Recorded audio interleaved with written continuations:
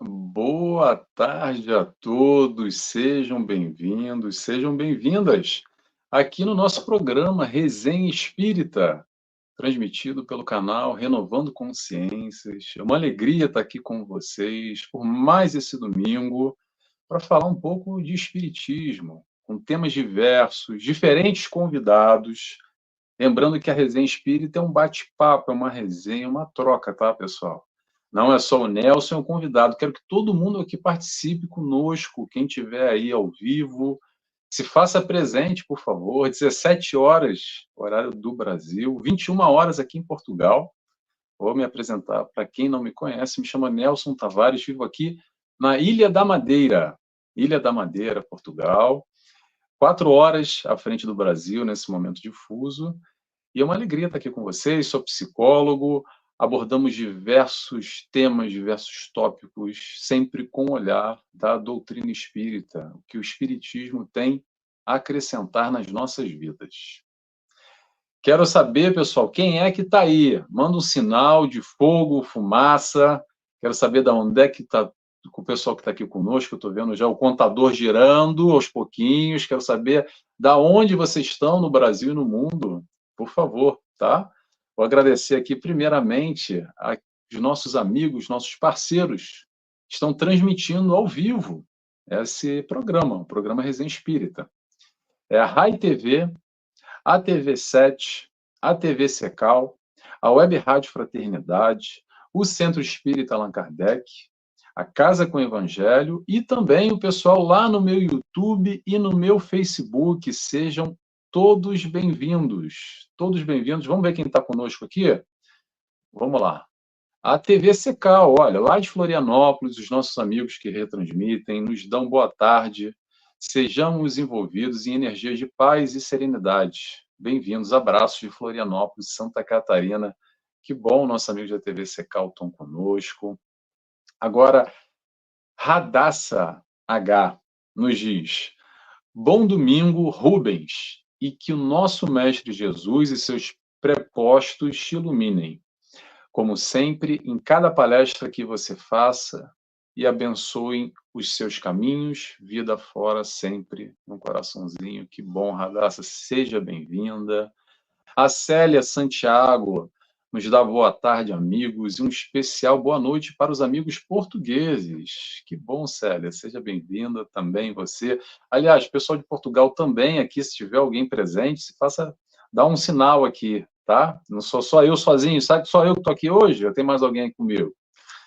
A Ana Maria nos dá boa tarde a todos. Seja bem-vinda, Ana Maria. Boa tarde para você.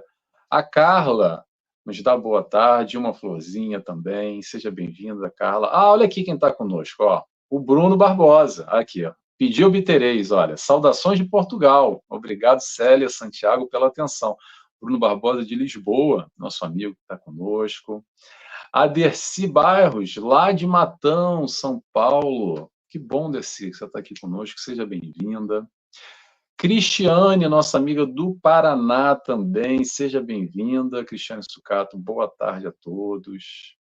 A Luciana Santos nos dá boa tarde também. Boa tarde, Luciana. A Sônia Veronese também nos dá boa tarde. A Carla é de Saquarema, Saquarema, Rio de Janeiro. Que bom, Carla. Seja bem-vinda. A Ilza Rabelo nos dá boa tarde, Nelson Tavares. Boa tarde, Ilza. Que bom que você está aqui conosco. O José Arlindo, lá do Ceará. Que bom, José. Seja bem-vindo também. Ceará presente. Que bom que você está aqui conosco, José. Maria Luísa Garcia nos dá boa tarde. A Neuza, lá do Rio de Janeiro também, nos dá boa tarde. Hoje o Rio de Janeiro está em peso, ó. Estou vendo aqui. A Lena, também do Rio de Janeiro, seja bem-vinda, nossa amiga, que bom também do Rio de Janeiro. A Lígia, ô Lígia, que bom que você está aqui conosco.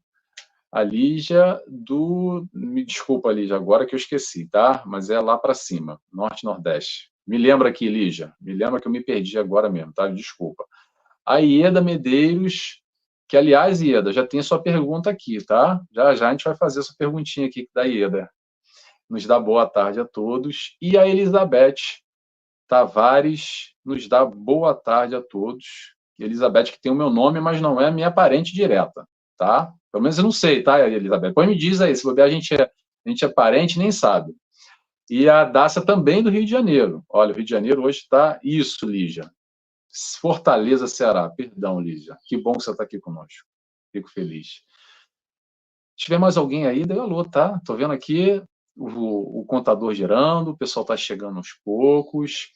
Hoje nós vamos falar sobre a Bíblia e o Espiritismo. Ih, caramba, que polêmica, hein? Será que é um assunto polêmico isso ou não? Tem alguma coisa a ver a Bíblia e o Espiritismo? Será que tem algum conflito entre os dois ou será que um complementa o outro? Como é que é essa história? É um tema que dá para a gente ir profundo aqui. Às vezes tem polêmicas, mas eu não acredito que sejam necessárias, tá, pessoal? Não é para ter disputa, para ter briga, pelo contrário, estamos todos na caminhada, buscando entender e aprender com Jesus. Penso eu. Estou compartilhando aqui o meu pensamento desde já, mas é um pouco disso que a gente vai falar aqui. Quem tiver pergunta, pode enviar, por favor, porque é um tema que suscita muitas perguntas. Há muitas questões que surgem conforme nós vamos estudando, não só a Bíblia, como o Espiritismo também, tá bom?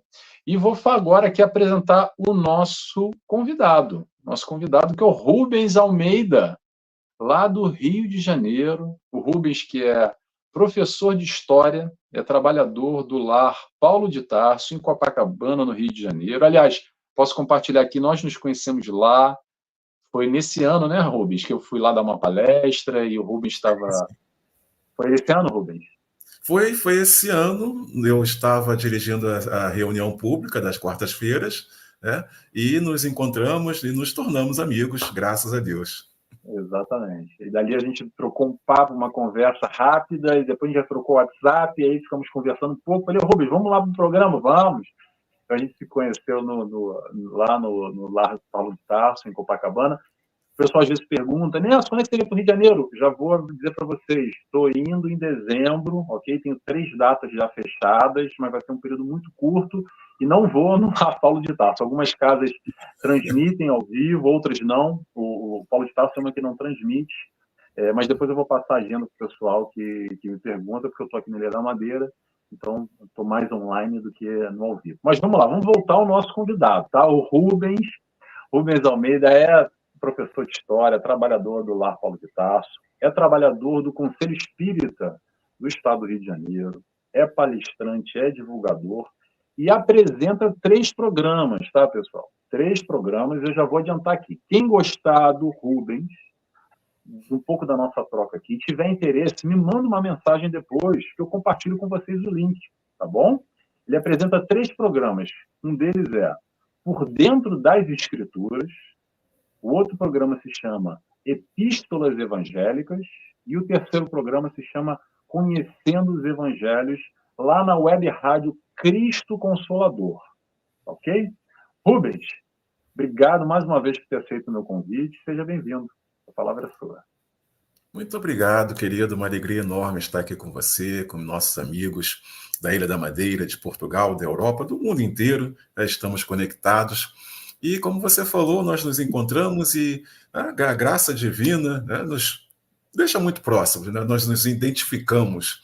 Lembremos que Jesus diz, né? Vocês vão ser conhecidos, vocês vão se entender quando chegarem perto um dos outros, por muito se amarem, e é o que nós tentamos fazer nas nossas vidas. E vamos falar, fiquei muito contente quando você me convidou e me abriu a possibilidade de falar sobre esse tema tão interessante, esse tema que eu venho estudando há um certo tempo, há um bom tempo, né? Nem me lembro há quanto tempo, mas é um tema apaixonante. Porque, como você colocou anteriormente, suscita muita polêmica, muita discussão, muitas questões com relação ao que é esse livro. E é interessante que, até para só colocar algumas coisinhas, como eu falei, né, sou professor de História, mas até para acrescentar no nosso entendimento, eu fiz todo o curso de biblioteconomia na Universidade Federal do Rio de Janeiro, Unirio, só não entreguei o TCC, por circunstâncias da época, quer dizer, estudei também a questão do livro e estou atualmente já me encaminhando para terminar um curso da graduação em teologia. Então, algo que é apaixonante. Falar sobre as escrituras é apaixonante. Além de todo o contexto natural do que nós ouvimos na igreja, nos centros, nas sinagogas, seja o que for, de entender o que é esse livro. Por quê, meu querido Nelson? Primeira coisa, a Bíblia é um livro. É um grande livro de história. E nós não temos como fugir disso. É um grande livro de história e mais, é o livro mais poderoso da história da humanidade. Não existe nenhum livro tão poderoso quanto a Bíblia. A Bíblia transforma vidas. Aí vocês vão pensar assim, ora, mas eu li o livro tal que transformou minha vida. Eu li o livro Y que transformou minha vida. Ah, tudo bem, isso é individual. Transformar a humanidade, nenhum como a Bíblia teve esse poder. E é muito interessante, importante entendermos o que é esse livro, do que fala esse livro. Porque, como você colocou e eu já ouvi, né? Até, se você me permite, vou retornar lá no início de como eu comecei essa trajetória. Por quê? Eu estava facilitando o curso de Evangelho segundo o Espiritismo, aliás, não, de Gênesis. Estava facilitando o curso de Gênesis. E toquei num assunto, num versículo, num tema relacionado ao livro de Gênesis que estava nas Escrituras. Tá? E quando eu falei e tal, as pessoas ficaram me olhando assim, né? Eu falei, vocês não conhecem essa passagem? Não. Né? Aí eu parei e pensei, olha, como assim vocês não conhecem essa passagem tão importante para entender Gênesis, por exemplo? Não. Aí me deu uma ideia e perguntei, vocês já leram a Bíblia? Não. Vocês já leram o Novo Testamento? Pelo menos? Não. Vocês já leram pelo menos os 4 evangelhos? Não. E aí, Nelson, imaginem, Nelson e meus amigos, no universo, dali tinham 12 pessoas, 14, 15 pessoas no máximo, que, vejam bem, qual é o nosso modelo e guia? Me responda, Nelson, por favor. Jesus. A Bíblia é o livro que explica Jesus. É o livro que te traz toda a trajetória da revelação de Deus para o povo, toda a história do povo da onde Jesus vai ser inserido, toda a história desse povo até chegar o nascimento do Cristo, toda a história do Cristo, toda a história da sua ressurreição, toda a história da Boa Nova no primeiro século. Quer dizer, eu fiquei pensando, como é que eu tenho um modelo e guia que eu não sei nada dele? Né? Só ouvi falar. Né? Cristo é meu modelo e guia? Ótimo. E aí nós vamos pensar naquela questão. Eu já vi a parábola tal, eu já vi o versículo tal, já ouvi, né? Já fui, né? Como a maioria de nós já passamos pela Igreja Católica, já vimos lá a missa que o padre fala do versículo tal, aquelas homilias. Sim, mas é muito importante entendermos Jesus a partir de todo o contexto do que está na Bíblia. E aí, mas é uma pergunta que eu já ouvi. Né? Ora, o que tem a ver a Bíblia com o Espiritismo? Me perguntaram uma vez. Aí perguntaram, mas olha, isso e aquilo. E eu simplesmente falei, olha, tudo. Bíblia e Espiritismo tem tudo a ver. Porque, principalmente, é essa questão da trajetória do nosso mestre e o fundamento da humanidade. É uma teogonia, né, que é formada e vem trazendo a nossa construção como identidade, como seres humanos. Né? Nós somos de uma tradição judaico-cristã, né? Nós do Ocidente, toda a nossa base é qual? Judaico-cristã, através da Bíblia. Né? Helênica, através de todo o conhecimento da filosofia grega, e judaico-cristã. Então, nós precisamos entender isso, precisamos entender esse contexto. E aí, normalmente, os amigos que eu converso mais, aí, como eu falei, né, voltando lá quando eu comecei essa trajetória, eu fui buscar mais subsídios para entender e perceber o quanto as pessoas dentro da doutrina espírita conheciam a Bíblia e eram muito poucas mesmo. Ouvia falar, tinha em casa, né? Engraçado que a maioria tinha aquela Bíblia bonita em casa, aberta, naqueles suportes bonitos. Eu tinha aqui na minha casa até certo tempo, Aí, quando eu comecei a pensar, a trabalhar nisso, eu tenho um monte de Bíblia aqui atrás, na minha estante, na minha reserva técnica, mas essa bonita, está guardada. Mas e ler, e entender, e ver os pressupostos que estão lá no Antigo Testamento, que são base para a nossa vida até os dias de hoje. E é isso que é a importância de ligarmos. Tá? Temos o modelo e guia Jesus. Tá? E tudo que refere-se a Jesus está na Bíblia. As referências históricas são com Flávio Josefo, com alguns outros patriarcas da igreja, historiadores daquela época, mas, de fato, é dentro do Antigo Testamento, dentro do Novo Testamento. O Novo Testamento, a história, no Antigo, toda as profecias que vêm trazendo essa chegada do Messias. Por que Jesus fala várias vezes, esta é a lei e os profetas? Porque o que ele fala estava na lei, quer dizer, Moisés estava lá em Deus tirando o povo do deserto e colocando ali a sua lei para que o povo fosse santificado e vivesse Deus entre eles, e dos profetas posteriormente, quando os profetas vão fazer todas as precisões, todas as profecias de chegar até Jesus. Né? Então, para iniciarmos a nossa conversa, temos uma ideia muito clara. A Bíblia tem tudo a ver com a doutrina espírita. Nós espíritas precisamos entender o básico, pelo menos, do Novo Testamento, tá? O básico, pelo menos, das Escrituras e do Antigo Testamento. E vou além, Nelson. Nós precisamos entender muito as cartas de Paulo, principalmente. Porque nas cartas de Paulo estão inseridas todas as bases, todas as que hoje conhecemos como teologias, de toda a Escritura. Então, é importante, tem tudo a ver, como eu sempre brinco, o que tem a ver Bíblia com Espiritismo? Tudo, não tem resposta diferente para dar. Então, é conhecer esse livro, entender esse livro e perceber que esse livro é importante para o nosso entendimento, sim, porque muitas das coisas, até que os espíritos dizem, tem fundamento lá no Antigo Testamento, principalmente, que o povo tem um pouquinho de medo do Antigo Testamento, né? Mas lá é onde tem muito dos fundamentos que nós precisamos entender hoje. Muito bom, Rubens. E você tá falando agora aqui que muita gente no meio espírita não leu, não conhece nem o Novo, nem o Antigo Testamento, a história de Jesus, principalmente o Novo Testamento.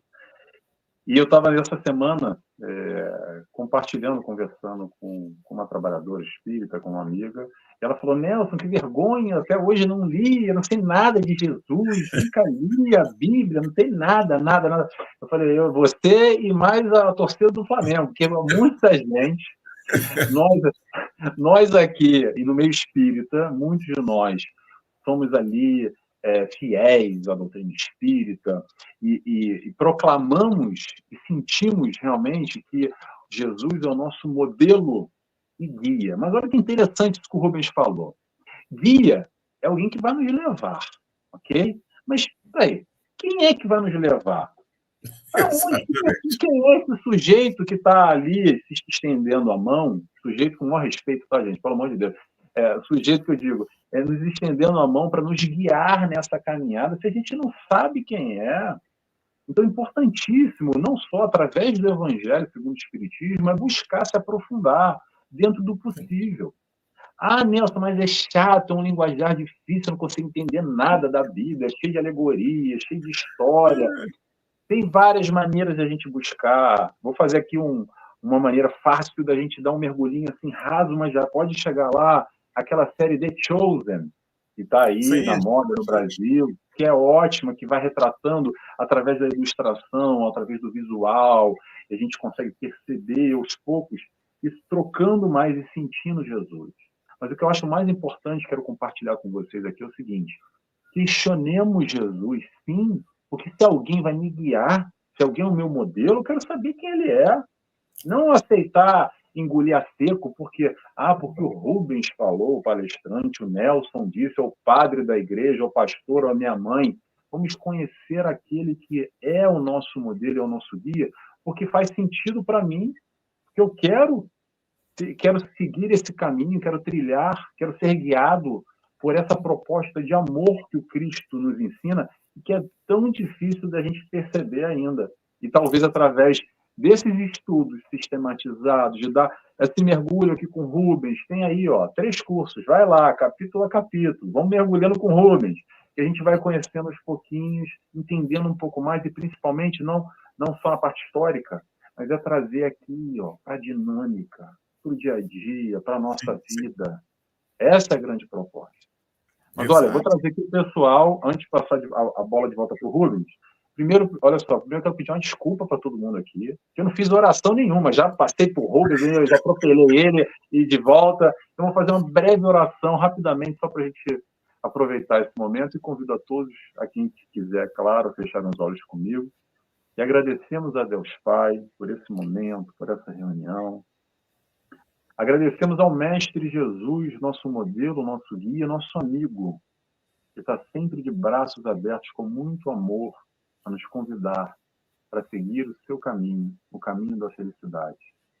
Agradecemos a espiritualidade de luz, que preparam esse ambiente, que estão conosco sempre que buscamos entender um pouco mais, elevar o nosso pensamento, elevar a nossa vibração através dos ensinamentos de Jesus. E dessa forma, pedimos autorização para dar continuidade a esse programa que já iniciou. Que assim seja, graças a Deus. Pessoal, vamos lá. Quem é que está aqui conosco? Denise, do Rio de Janeiro também. Hoje veio caravana do Rio de Janeiro. Estava brincando com o Silvio Santos aqui antes, a caravana. A caravana do Rio de Janeiro está aqui conosco. A Jana Rodrigues também. Boa tarde, pessoal. A Olinda Fernandes diz: olá, Nelson, tudo bem? A Sandra Inês, nossa amiga de Minas Gerais, né, Sandra, está conosco também. Que bom que você está aqui conosco. A Ieda Medeiros, que tem a pergunta. Aliás, eu vou aproveitar, já vou fazer essa pergunta, Ieda, já. Diz: todos vão gostar, eu estudo com Rubens. Olha aqui, a Ieda estuda com Rubens. A Maria Cristina Figueiredo nos dá boa tarde. Desculpa, Sandra. A Sandra não é de Minas Gerais, é de Várzea Paulista, São Paulo. Seja bem-vinda, Sandra. E a Fabiana Oliveira nos dá boa tarde a todos. Então, Rubens, vou começar aqui já com a pergunta da Ieda. Pode ser ou deixa para depois? Claro. Vamos lá. Nós somos seguidores. A Ieda perguntou aqui, fez uma pergunta que não vou jogar na tela, porque ela fez lá no Instagram para mim, que eu abri uma caixinha de perguntas. A Ieda pergunta o seguinte: por que as casas espíritas não estudam a Bíblia? E continua a pergunta. Tem espírita que diz que Deus e Jesus Cristo é um só. Como pode isso? Aí eu jogo para você, Rubens. Como pode isso, Rubens? Não pode. Não pode.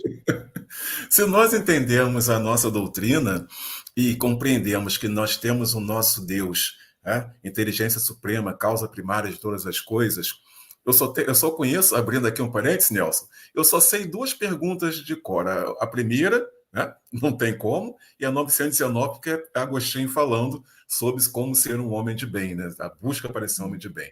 As outras eu tenho que colar aqui, porque eu não lembro. Mas essa nós temos que lembrar sempre. Inteligência suprema, causa primária de todas as coisas. Quando Kardec pergunta aos espíritos, que é Deus? Amigos, Kardec não pergunta o que é Deus, nem quem é Deus. Kardec pergunta que é Deus. E isso faz uma grande diferença. Ora, se existe uma inteligência suprema, causa primária de todas as coisas, todos nós somos criaturas divinas. Todos, sem exceção. Então, se existe a causa primária, uma única causa primária, e lá em Gênesis, Evangelho segundo o Espiritismo, em toda a doutrina, os livros do Pentateuco vão nos deixar claro a diferenciação. Por um acaso, se tivesse alguma vírgula nos atributos divinos, ele não seria Deus. Então, temos o Deus Todo-Poderoso, causa primária de todas as coisas, que nós vamos encontrar na Bíblia, principalmente no Antigo Testamento, sendo apresentado com regularidade, constantemente, conforme o avanço, principalmente quando Deus se apresenta a Adão, são parâmetros, né? Adão, depois basicamente a Noé, depois a Abraão, depois aos patriarcas, a Moisés principalmente. É Deus se mostrando constantemente, esse Deus único, que está ali em Êxodo capítulo 20, os 10 mandamentos, ele se colocando como Deus único, e a diferenciação é justamente essa, esse Deus único do povo de Israel contra os deuses vários das outras civilizações pagãs ali em torno. Tá? Então, não tem como. Jesus é Jesus, um espírito criado, assim como cada um de nós, que por sua evolução é um espírito crístico, muito, muito antes de toda essa história, porque em determinado momento ele vai dizer, quando perguntam para ele se ele é mestre, ele vai dizer, desde Abraão eu sou. Quer dizer, desde o início dessa história toda, Jesus já era esse espírito crístico. Então, é uma questão muito simples. E é interessante, Nelson, às vezes nós falamos isso nos cursos, as pessoas realmente olham e pensam, é notório, como assim Jesus é igual a gente? É espírito criado como... Não, como assim? Sim, espírito foi criado como cada um de nós. A diferença é que nós não atentamos para uma coisa muito importante em todo esse contexto, que é a eternidade. A eternidade. Se Deus é eterno, né, se nós temos a finitude, não temos a finitude, Deus cria desde sempre. E o fim não existe. Né? Então, os espíritos criados há não sei quantos milhões e milhões e milhões e milhões de anos já passaram pelas suas jornadas e estão hoje crísticos, felizes, em esferas onde nem conhecemos. Como os espíritos nos dizem várias vezes. Nós não temos ideia das outras esferas, além que eles nos apresentaram. Então, muito claro, Deus é Deus, Jesus é um espírito, criatura divina. E quanto à questão de não estudar, por que o espírita não estuda a Bíblia, uma das coisas que eu identifiquei nas minhas pesquisas foi que, e já vi até, fugiu o nome agora, pesquisa mesmo de outros sites, de outros pesquisadores, e uma das coisas que dizem é o seguinte, resposta dos espíritas, ora, eu já tenho o Evangelho segundo o Espiritismo, então não preciso ler a Bíblia. Tá? E isso, Nelson, quando eu vi isso, eu me assustei. Confesso que eu me assustei. Porque era uma porcentagem assim no universo de 60% de espírita dizendo o seguinte: ora, eu já tenho Evangelho segundo o Espiritismo, não preciso ler a Bíblia, até pelo que você falou. A linguagem é difícil, a tradução é muito grande e assim por diante. Mas o que nós temos que lembrar é uma coisa muito básica.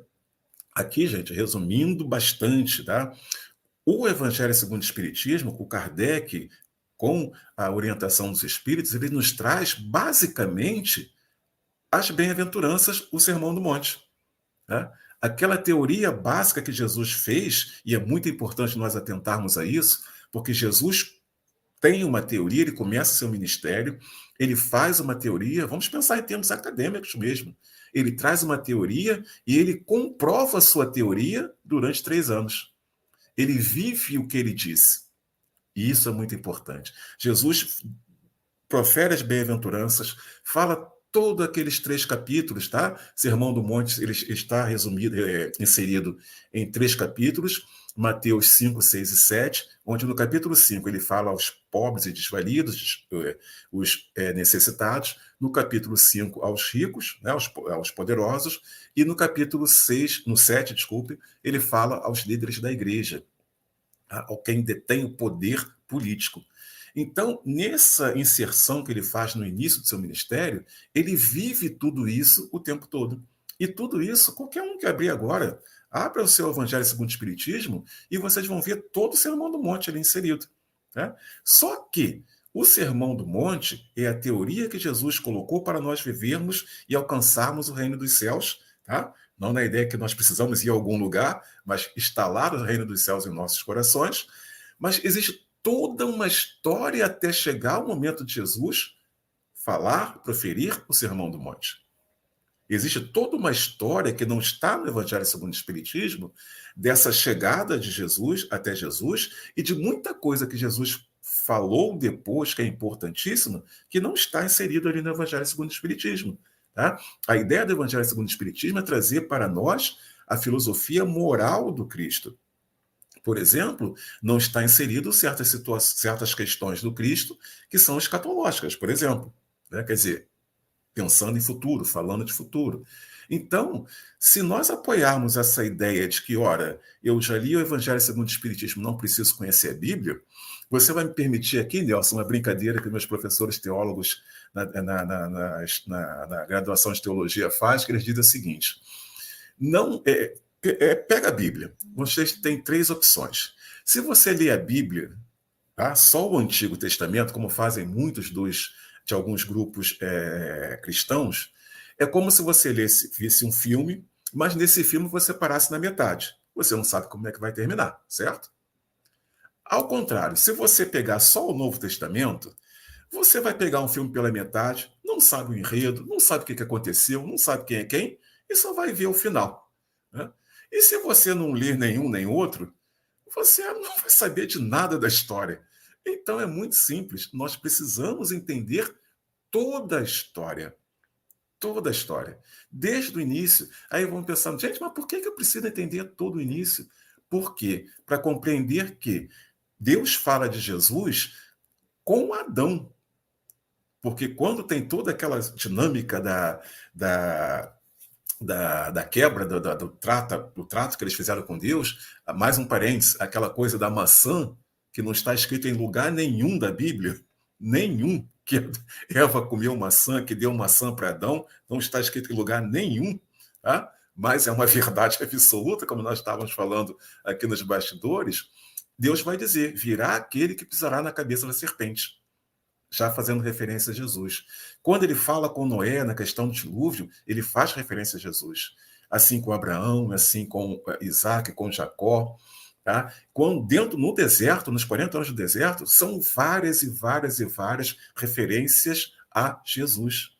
Então, quando nós encontramos Jesus, tá, no Evangelho segundo o Espiritismo, nós encontramos Kardec, os Espíritos, nos dando uma introdução. Olha só, a filosofia do Cristo é essa. Mas é como eles estivessem dizendo, a filosofia está aqui, conheçam quem fez essa filosofia, conheçam quem produziu a maior filosofia da história da humanidade. E aí nós não podemos ficar limitados a isso. Né? Vou te dar um exemplo. No deserto, no livro de Levítico, tem um momento, Números, tem um momento em que o povo vai aborrecer a Deus, vai fazer lá uma das suas várias malcriações a Deus, vamos dizer assim, e o que vai acontecer? Deus vai jogar uma praga no povo de Israel. E a praga é a seguinte: serpentes venenosas vão picar o povo. Tá? E aí, mais uma vez, uma dinâmica constante. Moisés vê que o povo aborreceu a Deus, Deus manda uma praga, Moisés sobe um monte e vai pedir a Deus que, vamos falar nos termos mais comuns, quebra o galho do povo, alivia a pressão. Não, Deus, o povo erra, mas eu estou pedindo, Deus, o Senhor é o Deus poderoso e tal. O que Deus faz? Deus diz o seguinte a Moisés: desça lá, pegue um madeirio, vejam bem, pegue um madeirio, coloque no meio da praça, tá? No meio ali do povo, né? Coloquem ali uma serpente de bronze, tá? A serpente de bronze ficaria transversa a esse madeirio, tá? Um madeirio, quer dizer, um poste, e uma serpente de bronze que estaria transversa. E todo aquele que for picado pela serpente e olhar para o madeirio vai ser curado. Né? Deus está falando de quem? Vamos passar 1000 e tantos anos depois. Né? Vamos chegar até os dias de hoje. Nós estamos nas nossas piores mazelas. Se olharmos para o madeirio, nós não vamos ser curados? A ideia da crucificação, de olhar para Jesus, aí, logicamente, no contexto de termos a relação com Jesus, nós vamos nos curar das nossas dificuldades, das nossas dores, das nossas doenças? E aí fica muito claro, Jesus está permeando todo o Antigo Testamento até chegar o momento em que ele está entre nós. Então, é importante. Por que o espírita não estuda a Bíblia? Por essas questões. Por achar que estudando o Evangelho segundo o Espiritismo é suficiente. Por, como você colocou, é difícil, é chato, a tradução é ruim, o livro é muito grande. Né? Eu lembro que esse ano mesmo, no início do curso lá de Evangelho segundo o Espiritismo, no Lar Paulo de Tarso, o povo estava falando, não, gente, mas é difícil, é muito grande. Aí eu peguei uma Bíblia completa e separei só os 4 evangelhos, né, que está inserido no Evangelho segundo o Espiritismo. Pô, vocês falam que é muito grande, né? É muito grande, muito grande. Aí eu peguei o que são os evangelhos dentro da Bíblia. É desse tamaninho, gente.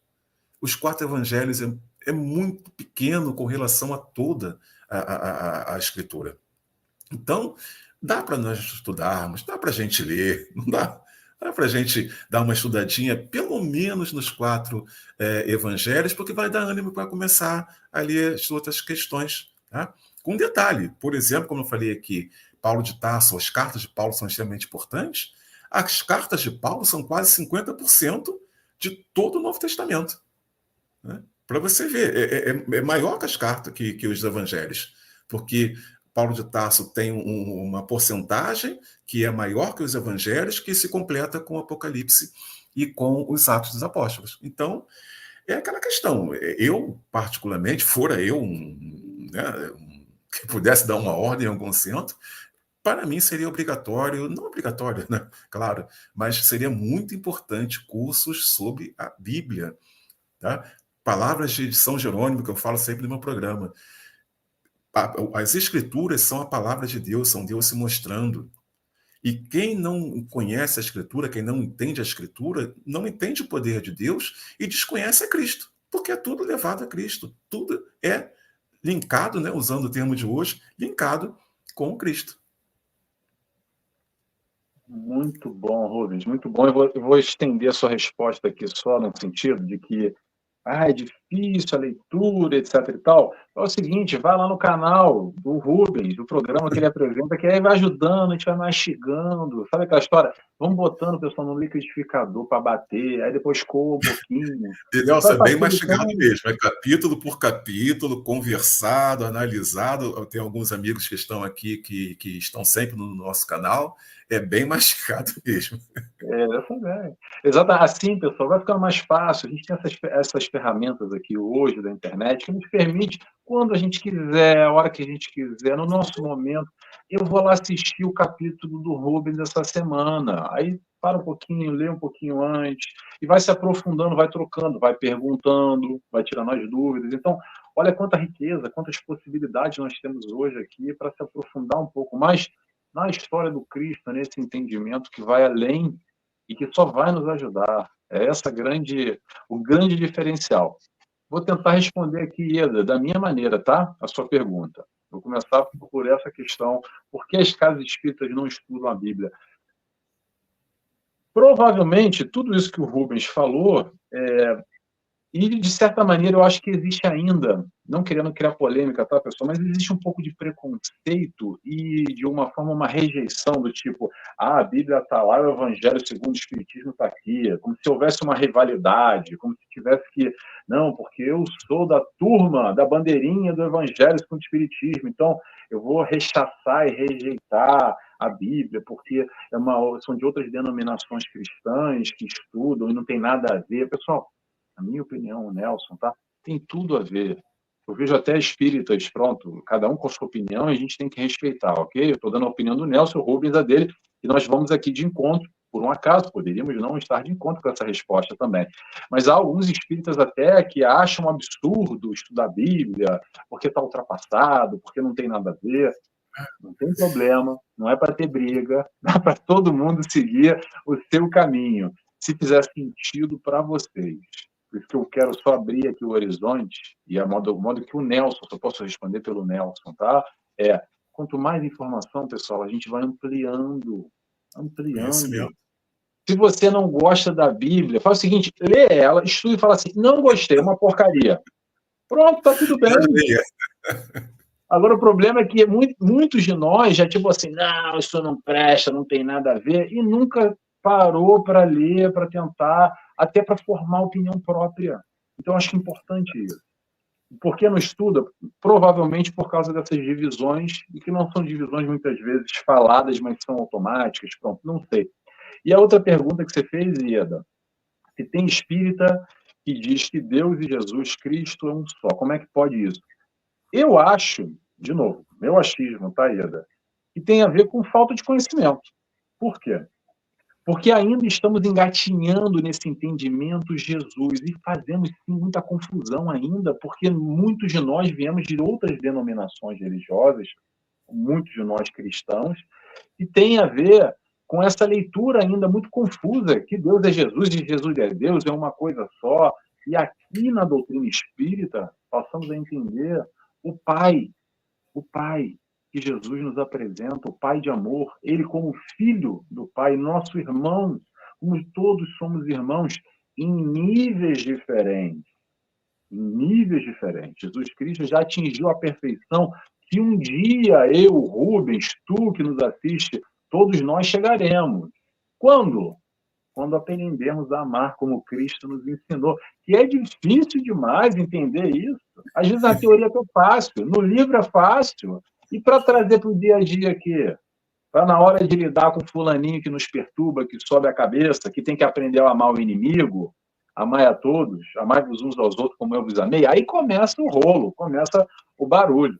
Mas é assim mesmo, tá, pessoal? O que a gente precisa é aqui estudar, se informar, se aprofundar ainda mais, mas não para deixar no altar o Cristo, não para deixar na Bíblia, ou dentro do Evangelho, ou no Chosen na História Bonita, mas principalmente para trazer para os nossos comportamentos, para o nosso sentimento, para o nosso movimento, frente àquilo que a vida nos apresenta.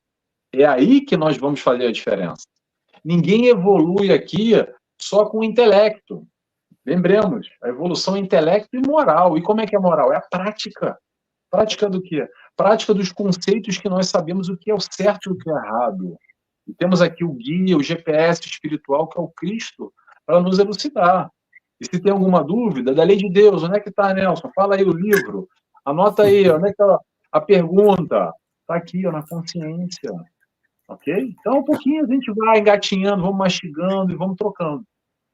Deixa eu trazer aqui, antes de passar a palavra para você, Rubens, para o pessoal que já chegou conosco. Pode fazer pergunta, tá, pessoal? Adorei sua pergunta, Ieda. Muito boa, muito pertinente, tá? Muito momentânea. Acho que faz parte de um todo da atualidade. Muito atual, essa é a questão. Vamos lá. A Sandra, lá de Juiz de Fora, da ótima semana a todos. Seja bem-vinda, Sandra. O André Luiz, lá de São Paulo, capital. Seja bem-vindo, André. A Elizabeth Cunha nos dá boa noite.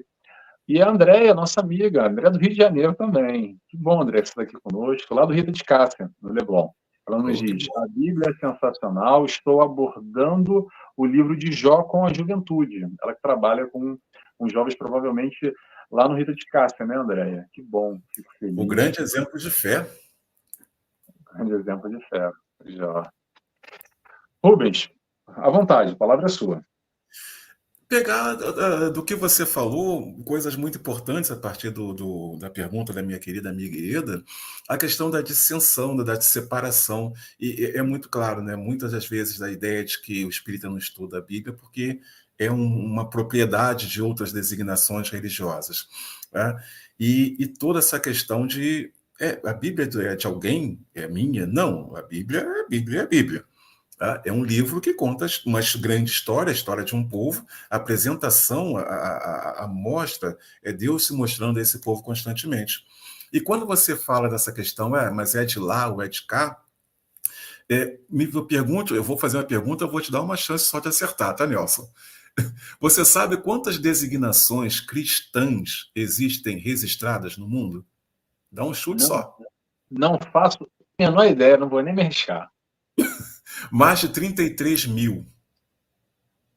Caramba. Imaginem o seguinte, isso é só a cristã. A cristã, vamos pensar no seguinte, a cristã está inserida basicamente no Novo Testamento e nas cartas. Vamos colocar, até estender um pouquinho mais. Por que tem 33 mil grupos diferentes com visões diferentes? Por que tanta gente com tanta visão, com tanta apropriação de uma coisa tão básica?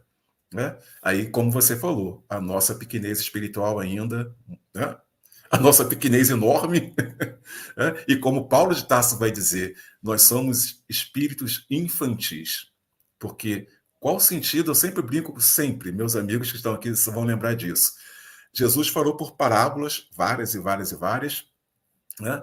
E, logicamente, as parábolas têm seus fundos, têm suas nuances, tem aquela coisa muito interessante, né? Ontem eu falei na TV Chico Xavier sobre a parábola do filho pródigo e alguns amigos mandaram, nossa, isso tudo? Eu falei assim, gente, essa parábola tem muita coisa por trás. Tá? Por quê? Logicamente, para o entendimento, como Jesus vai dizer posteriormente, muito nos falo, e isso é muito importante, Nelson. No início, Jesus vai dizer, muito não vos falo porque vocês não vão entender. Tá? E ele passa o tempo. Quando ele chega lá em João, no finalzinho, tá? Ele vai dizer, muito não vos falo porque vocês não suportariam. É muito diferente, não é? De não entender para não suportar. Então, quando Jesus fala assim, tudo bem. Mas aí eu faço sempre a pergunta: o que é que vocês não entendem com a seguinte frase: amar a Deus sobre todas as coisas e ao próximo como a si mesmo? Aonde tem interpretação nisso? Aonde tem alguma coisa escusa, ou diferente, ou escondida nessa máxima? Então não faz sentido nós termos tanta dissensão, tanta divisão, tanto é de lá ou é de cá, se a filosofia do Cristo é amar ao próximo. E com detalhe, Nelson, quando Jesus é perguntado pelo mandamento maior, aí eu falo para todos os meus amigos, se não entender o Antigo Testamento, não vai entender o Novo. Quando Jesus fala amar ao próximo sobre todas as coisas, desculpe, amar a Deus sobre todas as coisas e ao próximo como a si mesmo, ele não está dizendo uma coisa nova. Ele está repetindo Levítico e Deuteronômio. Tá? Os 5 livros da Torá, os livros do deserto, há 1000 e tantos anos antes dele. Né? O que Jesus diz de novo com relação ao amor, aí sim ele vai dizer: este mandamento vos deixo, amai-vos uns aos outros como eu vos amei. E aí, mais uma vez, não é uma diferença enorme? Não é uma perspectiva muito mais ampla do que ele repetir a lei? Por isso, quando ele é perguntado sobre o mandamento maior, ele vai dizer: amar a Deus sobre todas as coisas, né, de toda a sua força, sua alma, seu entendimento. Olha bem, Jesus diz muito claro: ame a Deus de todo o seu entendimento. O que quer dizer? Estude. O que o Espírito de verdade diz? Instruí-vos. Né? E o que ele vai dizer no final? Esta é a lei e os profetas. Quer dizer, isso já estava escrito, isso já estava dito. O que ele traz por isso, repito, este mandamento vos deixo, amai uns aos outros como eu vos amei. E é uma diferença enorme dessa perspectiva que nós não podemos fugir. Se nós somos cristãos, né, e acreditamos no Cristo, como Paulo diz, precisamos nos revestir de Cristo, né, aonde eu tenho que ter 30 e tantas mil designações diferentes? Por quê? Para que meus vizinhos não me ouçam, mas se eu sair da minha casa agora e até o final da rua, são 3 designações diferentes. Por quê? Como? Qual sentido? Muito interessante esse número, Rubens, porque mostra de alguma forma no coletivo como nós temos ainda uma grande caminhada e uma grande dificuldade de entender, interpretar, mesmo as questões mais básicas, né? E fazemos uma grande confusão, ou tendemos também a adaptar muitas vezes a mensagem para aquilo que nos convém, mas aí é cada um com seu cada um com a sua mensagem. O importante é a gente ter ciência e consciência, e eu gosto sempre de fazer comparações aqui com a atualidade. Eu vou dizer uma besteira para vocês, mas provavelmente quem entende outra língua, quem fala um inglês ou um espanhol mais ou menos, e assiste um filme que tem legenda embaixo, ou uma série da Netflix, e aí está vendo ali o filme. Aí está prestando atenção, está entendendo mais ou menos. Aí a pessoa fala alguma coisa, só que embaixo está escrito, fala assim, não, peraí, dá uma coçada assim na cabeça. Não tem nada a ver que a pessoa escreveu ali. Por quê? Porque vai se perdendo muito com a tradução direto, tá? Daquela primeira oratória que o ator está falando no filme, na série, e aquilo que a pessoa colocou que está escrito. Ponto. Tudo isso por quê? Porque vamos aqui fazer um retrospecto na história, entender que língua era falada, o aramaico, e aí passa para as Exatamente. escrituras. Me corrija se eu estiver errado, tá, Rubens, por favor. Depois isso vai Começa no passando hebraico. no hebraico, era falado o aramaico, né? Era O falado aramaico na época de Jesus. O Antigo Testamento é em hebraico. O em aramaico no hebraico. tempo de Jesus. Aí você me permite um parênteses, por quê? No tempo de Jesus se falava o aramaico, né, que era o aramaico para a situação mais próxima de casa, por exemplo.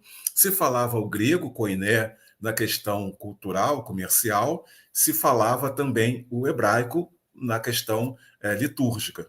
Né? E de quebra ainda se falava o latim, tá? Porque era o Império Romano que dominava ali. No tempo de Jesus eram 4 línguas que tinham uma certa importância de se conhecer, basicamente. Né?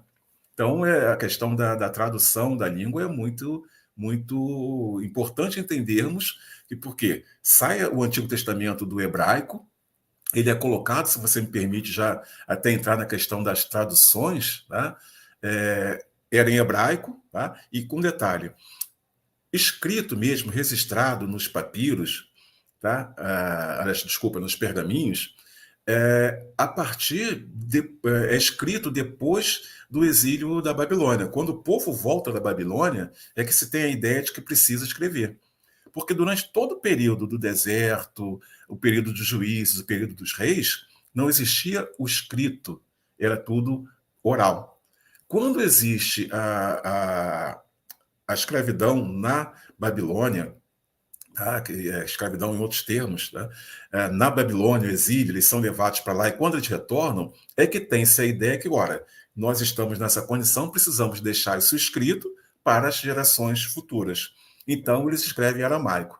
Tá? E aí, esticando um pouquinho, depois, passa um tempo, no século III, aproximadamente, se faz a Septuaginta, tá? Antes de Cristo, tá bom? Isso é antes de Cristo, século III, antes de Cristo. Vai se fazer a Septuaginta, que vai colocar para o grego. Por quê? Como eu falei para vocês, o grego, por mais que o Império Romano fosse o império do poder, nós conhecemos muito bem essa história, né? O Império Romano toma todo o Mediterrâneo, o norte da África, o Oriente Próximo, o Oriente Médio. O que vai acontecer? Mas o grego era cultura. O cultural era o grego. Você falar, você entender a filosofia era o grego. Então, o que aconteceu? Durante esse período, foram colocados na Septuaginta, porque são 70, foram designados de cada uma das 12 tribos de Israel um grupo de anciãos, e esses anciãos fizeram a tradução, cada um no seu lugar, separado ali, e reza a tradição, que essas traduções foram iguais, né, e fizeram a tradução para o grego, tá? Do Antigo Testamento só, tá, gente? Antigo Testamento. Passado um bom tempo, no século IV depois de Cristo, tá, fizeram a tradução para o latim. Quem fez foi o nosso Jerônimo de Dalmácia, que hoje é conhecido como São Jerônimo. Tá? Então, ele vai trazer essa tradução para o latim, porque latim era a língua, não era mais a grega que dominava, era o latim que era levado para todos os cantos do mundo, ainda Império Romano. Então, a Bíblia que no latim se chama Vulgata, quer dizer, a comum, a que todo mundo podia ver, né? Todo mundo, entre muitas aspas, tá? Que teve essa tradução. Depois tivemos a Bíblia gótica, que foi para o Oriente, e chegamos aí, vamos avançando a outras e outras Bíblias, mas basicamente essa questão. As traduções são muito importantes. Por exemplo, eu gosto muito da tradução mais próxima dos originais. Até nas pesquisas, dependendo do trecho, eu vou lá no original grego, eu vou lá no original hebraico para entender o conceito e o contexto da palavra. Mas, por exemplo, existe hoje em dia, eu uso muito a ARA, tá? Almeida Revista Atualizada, que é dos anos 30. Mas, por exemplo, hoje tem uma que tem uma linguagem muito mais moderna, existem umas muito modernas, até demais para o meu gosto. Então, eu fico na nova versão internacional, que tem uma versão mais próxima da nossa língua, e é interessante nós pautarmos isso. por exemplo, para quem é pesquisador, para quem gosta de uma coisa mais tradicional, vai para, né, as traduções mais antigas. Quem quer uma facilidade de leitura, busca uma tradução mais moderna. Mas aí, se falar em tradução também é outro programa inteiro. A falar de tradução da Bíblia é outro programa inteiro. Mas outra coisa que você falou, Nelson, que é muito importante, é a questão de quanto as escrituras são atuais. Toda semana eu mostro aos nossos colegas que assistem ao programa, nos cursos, o quanto as escrituras são atuais. Os nossos novos gênios da raça que dizem que a Bíblia tem que ser reescrita, que é atrasada, que é um desserviço para a sociedade. Eu já ouvi isso, gente, infelizmente. A Bíblia é um desserviço para a sociedade atual. Eles precisam ler um pouquinho, né? Um pouquinho. Um pouquinho. Já seria suficiente. Muito bom, Rubens. Eu vou até te fazer uma pergunta aqui. Existem, não sei se você sabe esse número, quantas traduções do latim para o português? Nossa, inúmeras. Inúmeras. Nelson, são aproximadamente 3.000, juntando idioma, dialeto, enfim, 3.000 tipos de traduções. Para o português, inúmeras. A mais importante, como eu coloquei, do Almeida Revista Atualizada, tá? Ela é muito importante porque é a Bíblia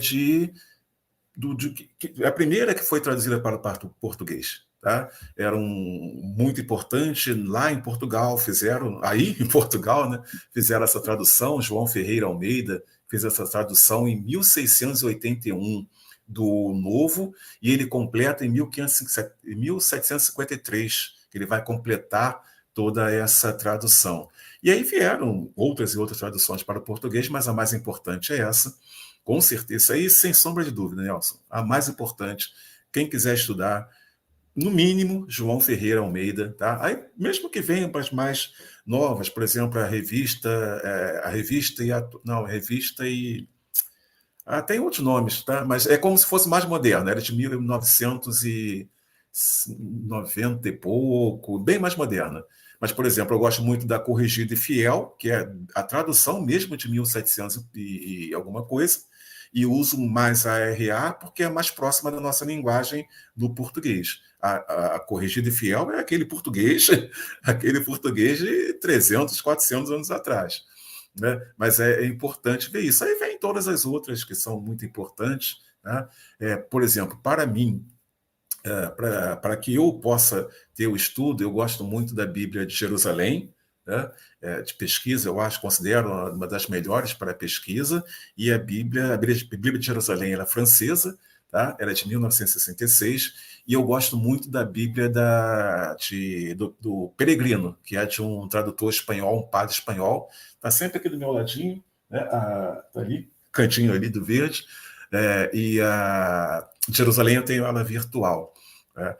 São Bíblias para estudo que são muito fiéis, uma católica, tá? Elas são católicas, tem também as protestantes, que tem diferença da Bíblia católica para a Bíblia protestante, e é muito interessante atentarmos essa questão da tradução também, porque facilita ou dificulta o nosso entendimento. Sobre tradução, eu vou compartilhar com vocês aqui, recomendo a leitura. Tem um espírita que quase foi padre, famoso no movimento espírita, provavelmente muitos de vocês já ouviram falar o nome dele. Chama Severino Celestino. Sim. E tem algumas obras, e uma das obras dele que se chama Analisando as Traduções Bíblicas. E o que ele faz, basicamente, é buscar diferentes traduções e comparar elas. Então, o livro, basicamente, uma comparação entre traduções. E é impressionante como se dá uma vertente completamente diferente. Um está falando de maçã, outro está falando de banana, e um está falando de luz, outro está falando de... É impressionante como nós vamos naturalmente perdendo na tradução, não só, sem contar a questão das influências. E aí vem uma outra história, uma outra vertente. Mas recomendo esse livro, Severino Celestino. Aliás, eu já falei com ele, já convidei ele para vir aqui, a gente já trocou WhatsApp, mas pronto, agenda. Severino, se você estiver ouvindo aí, olha, o convite está feito, tá? Severino Celestino, eu gosto muito do Severino. E tem também um outro livro que eu li, que eu gostei bastante, Não é um livro espírita, tem PDF gratuito, eu li em PDF gratuito, tá, pessoal?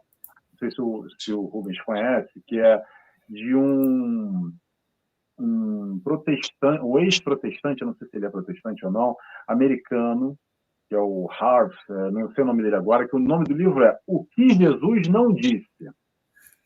Não, é o que Jesus disse, o que Jesus não disse. O que Jesus disse, isso, exatamente. É maravilhoso esse livro. É uma beleza de se ler. É uma delícia. E faz toda uma pesquisa histórica, ele vai lá nos originais e busca para ter acesso com muita dificuldade, contando toda a história da vida dele. Não é um livro espírita, mas ele vai retratando na história como vai desvirtuando para um lado, para o outro, e muitas questões vão se perdendo. Então, tudo isso, penso eu, estou compartilhando com vocês, é muito importante. Sabe para quê? Para a gente não cair, muitas vezes, nas limitações.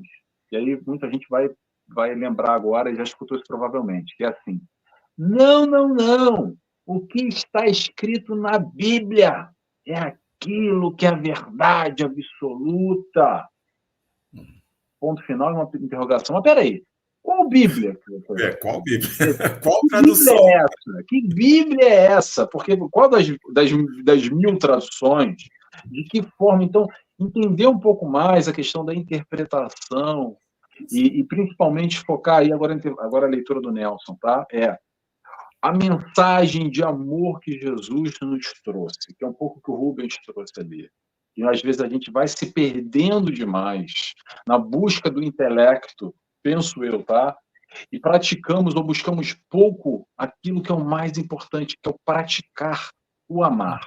Sim. Com todas as nossas resistências, com todas as nossas dificuldades. O que eu quero dizer?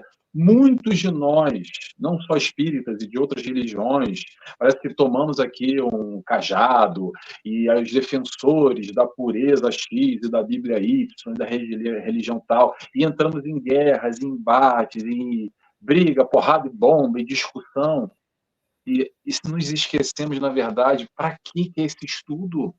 Para que eu quero saber mais e ter o diploma do estudante número 1 e o conhecedor de todas as Bíblias da mensagem do Cristo, se eu não estou conseguindo exemplificar, sabe aonde? Dentro de casa, com a minha esposa, com o meu marido, com o meu filho, com a minha irmã, com o meu vizinho. Esse é o mais importante, pessoal. A gente tentar, dentro das nossas dificuldades, é o passinho à frente, é o aprender a amar, com esforço, porque sem esforço não vai cair do céu. Não vai ter milagre não, tá, pessoal? Sabe a história de milagre? Não vai ter milagre.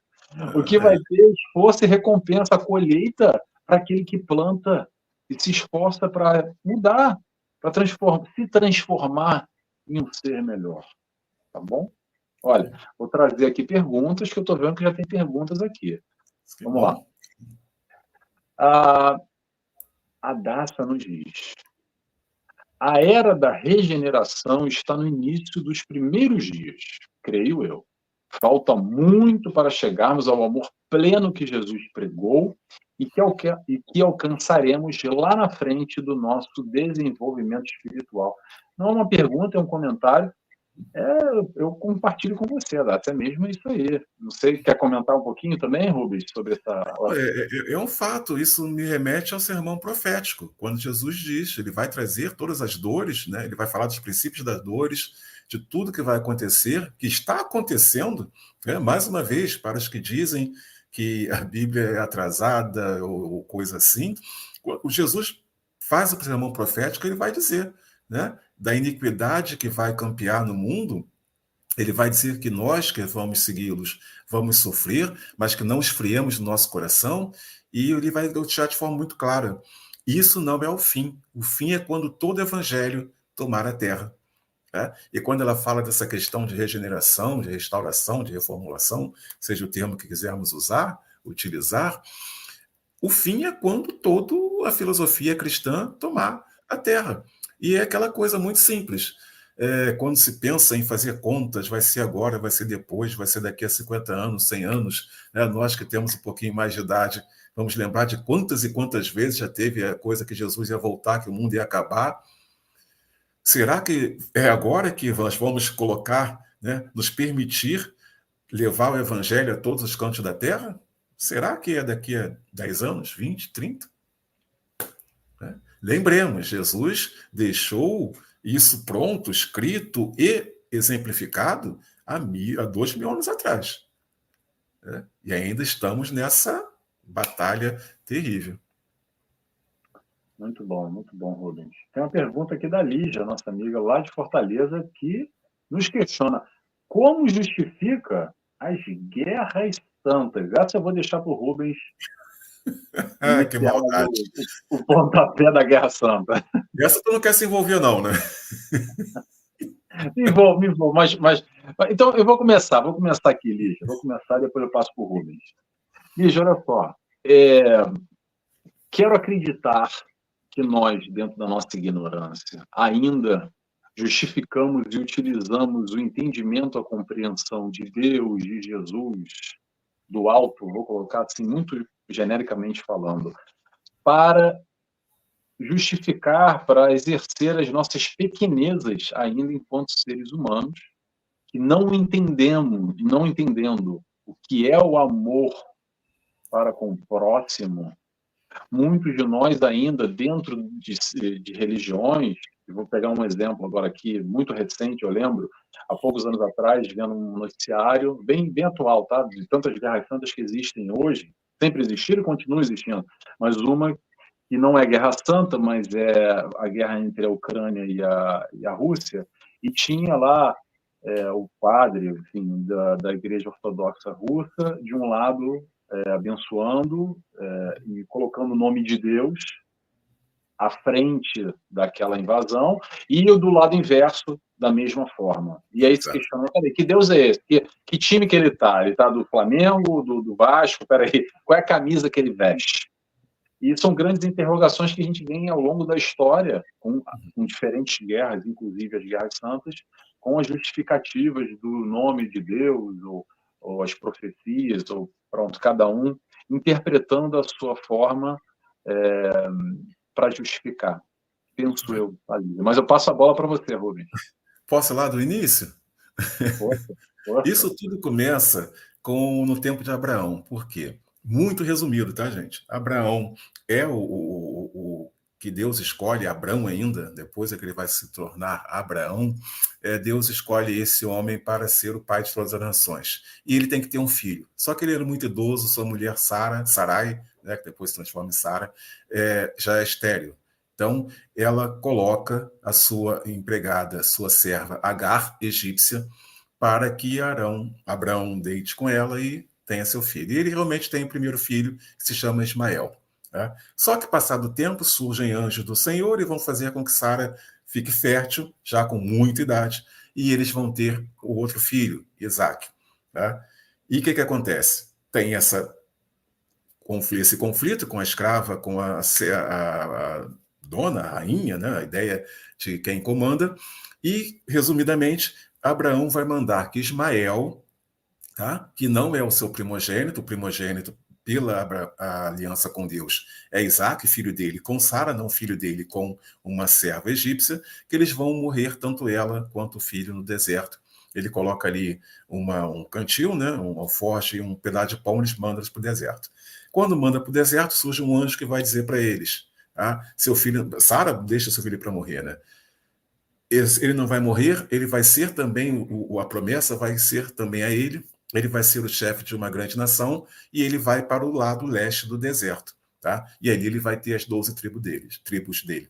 E Isaac, tá? Vai ter toda a sua trajetória, né? Vai chegar seu filho Jacó, Israel, e vão ter as 12 tribos de Israel, tá? O que acontece? Naquele momento vai ser dito que esses irmãos vão viver em contenda. Por quê? Um vai estar de um lado leste, o outro lado do oeste ali do deserto, Jordão, tá? Geografia, é importante até estudar geografia um pouquinho para entender toda essa história. E aí, a partir daí, eles vão ter várias e várias batalhas constantemente. Por quê? São os filhos do mesmo pai, Abraão, o patriarca de todas as nações, né? E vão ali estar com essa condição.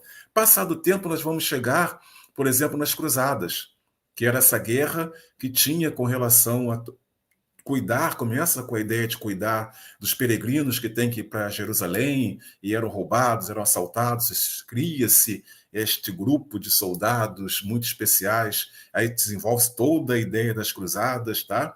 Vamos ter Constantino, nosso querido Constantino, que vai dizer que ele estava perdendo uma batalha, ele olha para o céu e vê uma cruz, né? E ele bota essa cruz no escudo dos seus soldados, e ele vence a batalha porque era a cruz de Cristo. E aí depois vem as cruzadas com essa cruz de Cristo. Tá? Então nós vemos, como você falou, isso é nosso, isso não é divino, isso não é cristão. Essas guerras santas, e eu afirmo a vocês, e qualquer colega historiador que estiver aqui, qualquer um que for procurar, nunca existiu tanta guerra no mundo, sendo que não seja motivo Deus, Cristo ou religião.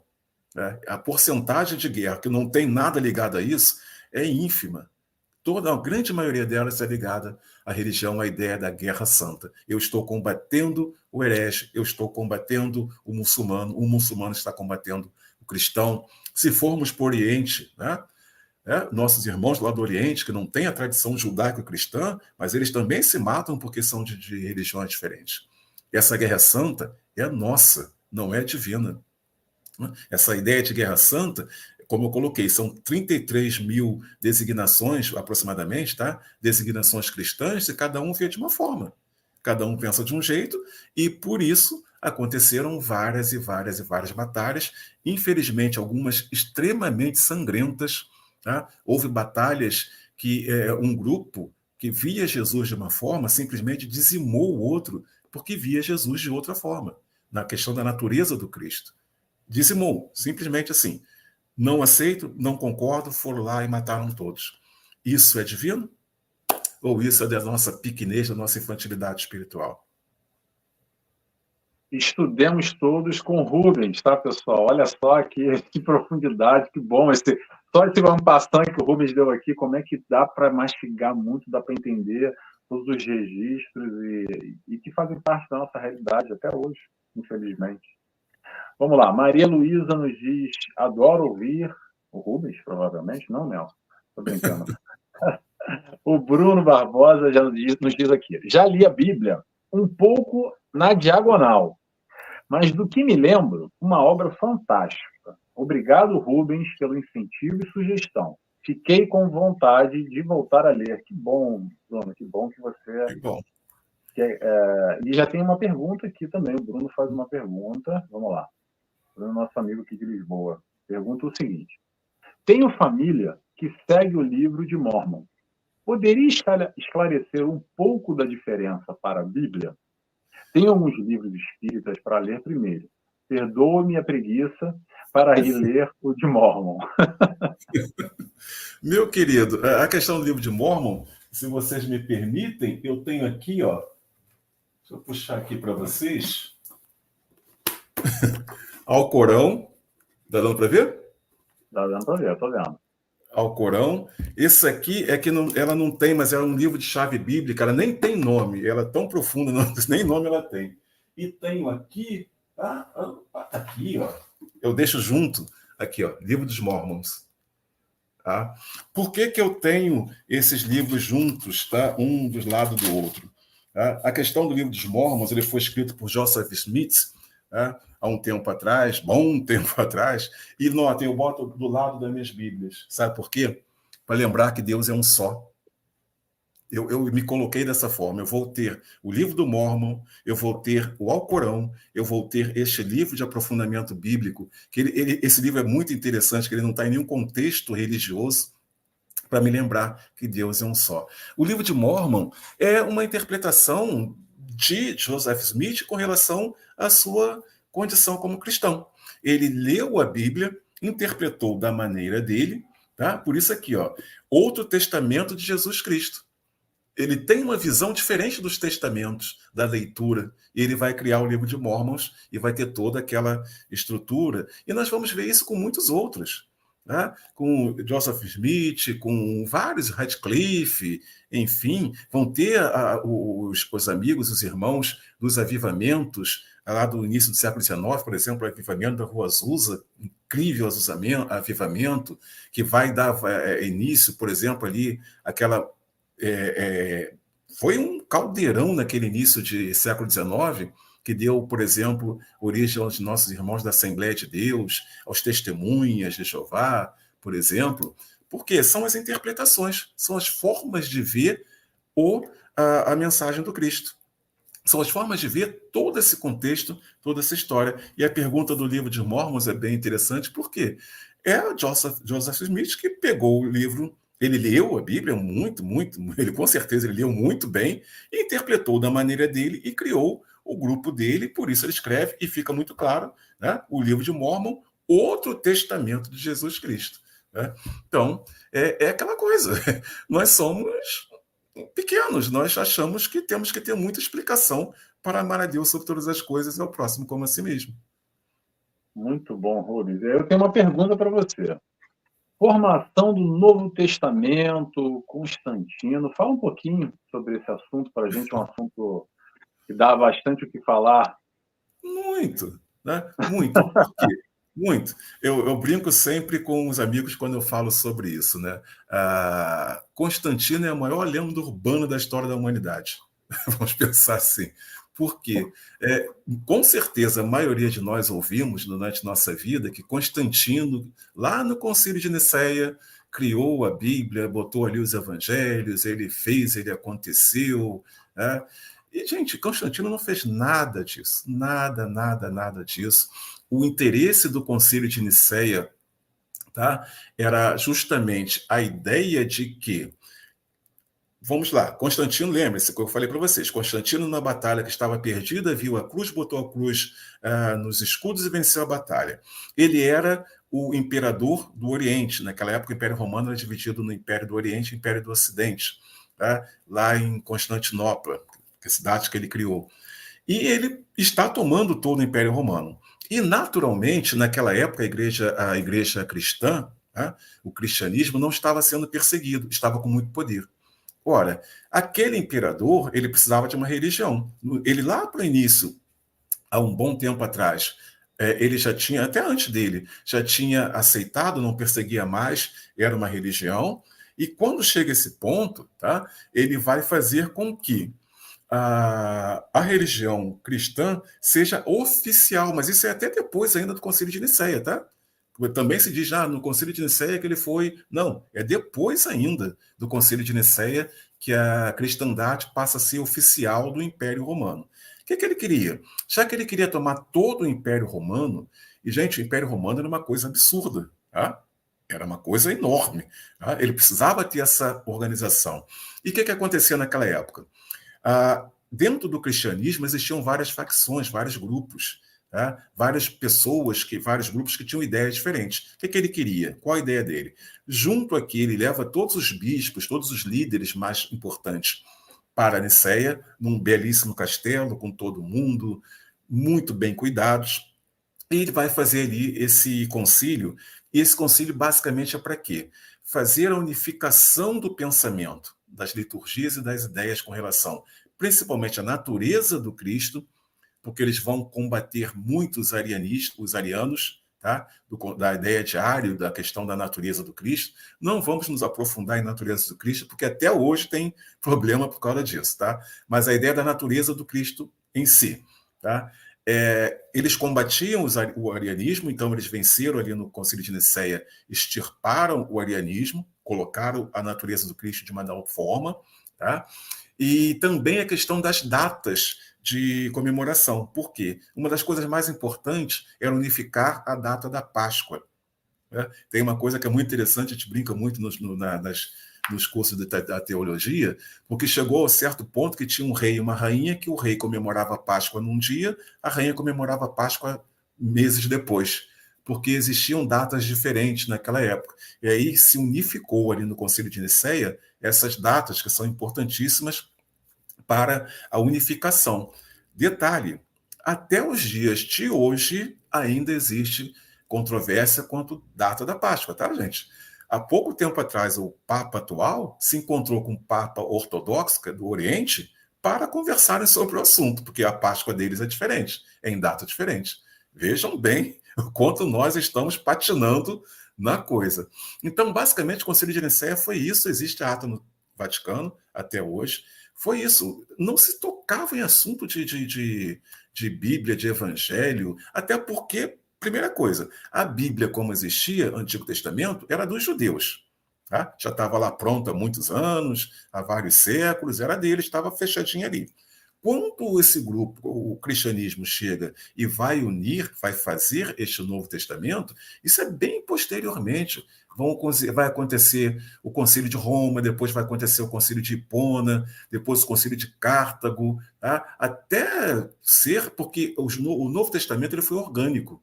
Não foi aquela coisa assim, Rubens, Nelson, Cristina, Ieda, vamos sentar aqui e vamos ver quem vai fazer. Não, não foi assim. As igrejas liam os textos, as cartas principalmente, tá? Os textos falando de Jesus, e conforme foi passando o tempo, alguns textos foram sobressaindo. E foi orgânico. Vejam bem, 1500, de fato, tá? O que fecha o cânon é 500 anos depois. Tá? Então, ele é orgânico, as pessoas vão lendo, esse aqui é importante, é mais importante, até que chegou aos 4. 4 já era definido desde do século I, tá? Já tinha essa ideia que seriam 4 livros para ter essa ideia, por isso que temos tanto livros apócrifos, né? Porque eram lidos vários livros, e aí foram se tirando. A ideia era, não é o que vai entrar, é o que não vai, não é o que vai ser, é o que não pode ser. Né? Os livros com a ideia da vida de Jesus já estavam ali. E a questão é, esse livro condiz com a história aqui, e aí foram tirando, até chegar no cânon que nós conhecemos no dia de hoje. Aí depois tem a união com o Antigo Testamento, e nós temos a Bíblia quando conhecemos isso. Então, queridos, absolutamente lenda urbana. Constantino não estava nem um pouco preocupado com Bíblia, com Cristo. Ele estava preocupado em unificar o império dele, mais nada. Tá? A sua santa mãe lá, que tinha suas preocupações, tinha toda a ideia de já ser convertida, tanto que Constantino ele vai se converter segundos antes de morrer. Né? Quando ele está morrendo, é que ele vai ali falar que se converte. Então, enfim, essa questão. Aí vamos lembrar que a mãe de Constantino ela vai pegar pedaços, lascas da cruz de Cristo, né? E brincam os teóricos, se juntássemos todas as lascas da cruz de Cristo, faríamos uma nova arca de Noé. Então, a história é essa. Lamento desanimar vocês com essa história de Constantino, mas Constantino não tinha nenhuma preocupação com Bíblia, nem mesmo aqueles bispos tinham. Né? Porque a questão da Bíblia ela se populariza com a chegada da prensa de Gutenberg. Né? Aí pensam, gente, mas o cristianismo fez, aconteceu, tirou. Gente, se não é o cristianismo manter, nós não teríamos Bíblia. Quem cuida é a igreja. E quando Gutenberg, fugindo, quando Gutenberg cria a prensa, qual o primeiro livro que ele escreve? A Bíblia. Por quê? Porque ela estava preservada. Porque, infelizmente, já ouvi várias e várias vezes, a igreja deturpou, a igreja tirou, a igreja escondeu, a igreja isso. Não, gente, não era questão de esconder, não. Era muito caro. Era extremamente caro copiar a tinta, o copista, o suporte, a forma. Tá? E as pessoas também, poucas sabiam ler. Não era aquela coisa que qualquer um, hoje em dia, podia pegar e ler e ter debaixo do braço. Não, era muito caro, gente. Me fugiu agora, mas a ideia básica é que uma Bíblia, naquela época, por exemplo, antes de Gutenberg, seria coisa de aproximadamente 30 mil reais no valor de hoje.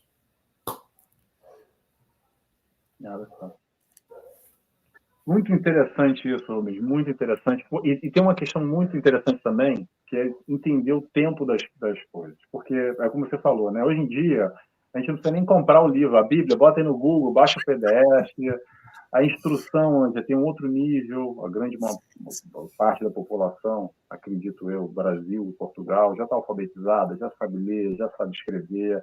O acesso, não só hoje em dia não precisa nem mais imprimir papel, né? Já está o arquivo, está na nuvem. Então a gente tem um acesso. E é interessante, até nesse livro que Jesus disse, o que Jesus não disse, mostra exatamente toda essa dificuldade que era, naquela altura, a réplica das Bíblias, o tempo que demorava e o custo, e pouquíssimas pessoas que faziam, e como também, através desses reprodutores, acabava se perdendo e se modificando algumas das estruturas. Então, é algo muito interessante.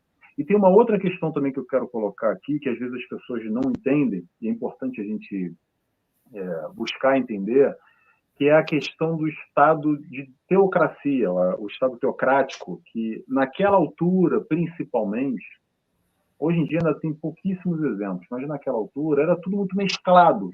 O poder da religião com o poder do Estado, a voz, o comando, e principalmente dando essa referência, que é Deus, era muito confuso. O que hoje a gente pode ter como exemplo, me corrija aqui, Rubens, se me ajuda aqui também, é o próprio Irã, ou aqui em Portugal nós chamamos de Irão, que são os iatolás, que são a representatividade do Estado e a supremacia religiosa ao mesmo tempo. E aqui está falando do iatolá, todo mundo abaixa a cabeça, que é o, entre aspas, o Deus na Terra, o equivalente dentro daquela designação religiosa, se eu falei certo. Mas, enfim, importante... Força, o mais próximo que nós conhecemos de teocracia realmente é o Estado do Irã. Temos outros também, principalmente lá no Oriente, mas é essa questão que existia na época de Constantino, por exemplo. Era um império. Tá? O que ele vai buscar? O fundamento para o seu poder na lei de Deus. E aí vem todo um processo de mais de 600 anos desse poder da igreja absoluto. Né? A ideia é de que, ora, Deus diz isso, né? Então é isso. Aí vem toda a questão que depois vai se desdobrar com o iluminismo e depois com a Revolução Científica no século XVIII, XIX, porque a ideia do Estado teocrático, e vamos pensar, Israel no tempo de Jesus era um Estado teocrático, porque a lei era a lei que Deus deixou lá no deserto para Abraão. Tá? E só para vocês terem ideia, são 613 leis que Deus criou para Abraão levar ao seu povo. E são tomadas até hoje como as leis de Deus. Tá? Aí são as leis mais variadas em várias situações. Quando eu falo lá no meu programa, por dentro das escrituras, às vezes eu coloco, né, parece alguma coisa absurda para os nossos tempos? Tá? Sim, para nós. Que nós chamamos em história de anacronismo. Eu e você aqui, olha bem, eu aqui no Rio de Janeiro, você na Ilha da Madeira, batendo papo, sentadinho no conforto dos nossos lares, vai falar assim, nossa, essa lei que Deus botou lá no deserto há 4.000 anos atrás é um absurdo. Não, não era um absurdo. Era a lei necessária para que aquele povo fosse santificado para que Deus vivesse no meio deles. Tá? Porque toda aquela ideia daquele povo, né, era que Deus prometeu a Abraão que daria a descendência. Ele promete a Abraão, promete a Isaac, promete a Israel, Jacó, Israel. E ele pega o povo, a descendência de Israel, para ser esse povo que ele vai dar esse start para a sua descendência. O que Deus faz? E sempre tem, até infelizmente teve uma pessoa que falou de uma forma até ríspida comigo, não, mas o povo de Israel era o melhor, era o mais forte, era o mais... Eu falei, gente, é justamente ao contrário. Deus deixa muito claro, Levítico, e Deuteronômio, né? Sois povo de dura cerviz, né? São fracos de fé, né? E Deus fala, não escolhi porque são fortes na fé, não escolhi porque são fortes fisicamente, nada, escolhi porque é o povo da promessa que eu fiz a Abraão. E o que Deus quer? Que esse povo se santifique. E esse povo se santificando para que Deus habite no meio deles, através do tabernáculo. Tá? Lembre-se da arca perdida que nós vemos no filme de Indiana Jones, tá? Que Deus mandou criar, botar dentro do tabernáculo. A ideia é que Deus ficava em cima dessa arca, que chamamos de propiciatório. aqueles dois anjos com a asa assim, apontadas um para o outro, Deus ficava ali. E qual era a ideia? Esse povo precisa ser santo para se mostrar santificado para todos os povos pagãos em volta e Deus apropriar-se, estar vivendo ali no meio deles. Então, essa questão era uma teocracia, era a ordem de Deus. E assim foi por todo o tempo, até chegar Jesus e toda a questão do Império Romano, destruição de Jerusalém, destruição do templo, é isso, né, com a diáspora foi se acabando. Muito bom, Rubens. Pessoal, a gente já está estourando o nosso horário. Temos aqui compromisso com algumas das TVs. Vou muito rapidamente aqui agradecer ao carinho de todo mundo. A Lígia diz, Rubens Almeida e Nelson Tavares, gratidão, live extremamente esclarecedora, parabéns, abraços. A Célia Santiago diz, belíssimos esclarecimentos. Muito obrigada, Nelson e Rubens. Espero ter vocês dois juntos novamente em breve. Obrigado, Célia, pelo carinho. A Carla nos diz gratidão, Nelson e Rubens. A Lena também diz muita gratidão desse momento de aprendizado. Boa noite para vocês. Um abraço, amigo Rubens, pois conheço muito do lar Paulo de Tarso, onde estudei, trabalhei e pratiquei o amor. Bom. Obrigado, também. Obrigado, Helena. E a Ieda aqui também, agradecendo, gratidão, Nelson e Rubens.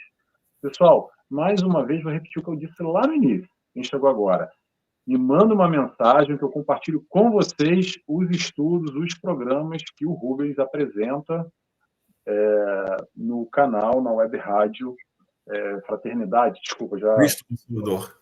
Cristo Consolador, perdão, Cristo Consolador. Eu vou passar agora a palavra para o Rubens. Rubens, faz, por favor, uma consideração final e a oração para a gente encerrar. Pode ser? Claro, meu querido. Muito, muito, muito. Gratidão sempre. Gratidão por estar trabalhando, gratidão pelo convite, gratidão por estar em contato com nossos amigos aí de Portugal, de todo mundo. É muito, muito, muito sempre bom estar falando do Cristo, da nossa doutrina, estar trabalhando. E, encerrando com a oração, agradecendo ao nosso Mestre Jesus, louvando sempre a Deus acima de tudo, como nosso ser supremo, inteligência suprema, soberanamente justo e bom, que nos deu a graça de nos apresentar através das Escrituras, que nos deu a graça de se mostrar a todos nós, a partir do nosso entendimento de que nosso irmão Jesus, Espírito Crístico, veio para nos guiar, nos dar a mão para seguirmos todos, não para um destino do reino dos céus, mas para fazer com que nosso coração abrace, acolha o reino dos céus. Muito obrigado, Mestre Jesus, e a todos os amigos espirituais que coordenaram esse trabalho e permitam que terminamos com muita paz, com muito amor, com muita luz e alegria. Que assim seja. Rubens, obrigado mais uma vez. Adorei nosso encontro, nossa resenha, nosso bate-papo. Pessoal, beijos e abraços a todos. A Radata diz aqui, gostaria que esse programa fosse mais frequente. É excepcional, que bom. Já fazendo a propaganda aqui, esse programa, não com o Rubens é a primeira vez, tá? Mas esse programa já existe. Vai lá no meu YouTube, nt.Nelson Tavares, nt.Nelson Tavares, tem uma playlist, Resenha Espírita, tem algumas dezenas já de convidados, e também no canal Renovando Consciências, tá lá, tá ok? Já mais mensagens aqui de carinho. Pessoal, beijos e abraços a todos, e até mês que vem, com um novo convidado, a gente vai estar aqui de volta, tá bom? Tchau, tchau. Tchau, queridos.